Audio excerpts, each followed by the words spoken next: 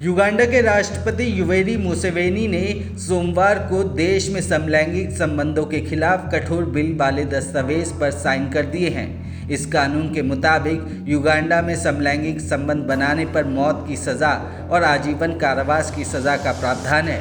Uganda के राष्ट्रपति Yoweri Museveni की ओर से समलैंगिकता से जुड़े बिल पर साइन करने के बाद LGBTQ समुदाय के लिए ये दुनिया का सबसे कठोर कानून बन गया है।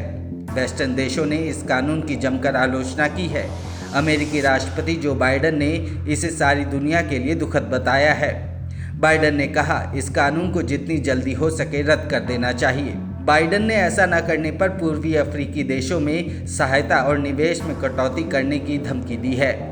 युगांडा के सांसदों ने इसी महीने की शुरुआत में कानून का एक नया ड्राफ्ट पारित किया था, जिसमें उन्होंने कहा था कि युगांडा के मूल्यों को पश्चिमी अनैतिकता से बचाने की उनकी कोशिशों में बाहरी हस्तक्षेप का विरोध करने का संकल्प लिया गया है। कानून में कहा गया है कि समलैंगिक के रूप में पहचान करना अपराध नहीं होगा, लेकिन समलैंगिक संबंध बनाने पर मौत और आजीवन कारावास की सज़ा दी जा सकती है। युगांडा के राष्ट्रपति मुसेवेनी ने कानून बनाने वालों को समलैंगिकता कानून में शामिल मृत्युदंड देने वाले प्रावधान को हटाने की सलाह दी थी, लेकिन सांसदों ने इस बात को खारिज कर दिया। इसका मतलब है कि बार बार अपराधियों को मौत की सज़ा दी जा सकती है। हालांकि इस कानून के खिलाफ युगांडा के हाईकोर्ट में एक कानूनी चुनौती ये तर्क देते हुए दायर की गई है कि कानून स्पष्ट रूप से असंवैधानिक है। युगांडा ने कई सालों से किसी को मृत्युदंड नहीं दिया है। इधर भारत में समलैंगिक की शादी को मान्यता देने की गुहार वाली याचिका पर सुप्रीम कोर्ट में सुनवाई चल रही है। केंद्र सरकार का कहना है कि सहमति के साथ अप्राकृतिक यौन संबंध के मामले को अपराध की श्रेणी से बाहर किए जाने के बावजूद याचिकाकर्ता होमोसेक्सुअल्स की शादी को मान्यता देने के लिए दावा नहीं कर सकते हैं और मौलिक अधिकार के आधार पर ये दावा नहीं किया जा सकता है। केंद्र सरकार ने याचिका का विरोध किया है।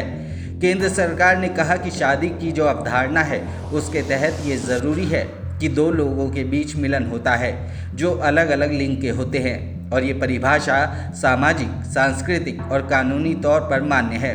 इस सिद्धांत को किसी भी तरह से न्यायिक व्याख्या से हल्का या कमज़ोर नहीं किया जा सकता।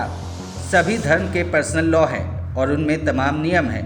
हिंदू में मिताक्षरा और दायभाग सिद्धांत है, वहीं अन्य धर्म के अलग अलग पर्सनल लॉ हैं। हिंदू में जहां शादी एक पवित्र बंधन है, वहीं मुस्लिम पर्सनल लॉ में ये कॉन्ट्रैक्ट है, लेकिन यहाँ भी परिकल्पित है कि जोड़े में एक पुरुष और दूसरी स्त्री होगी।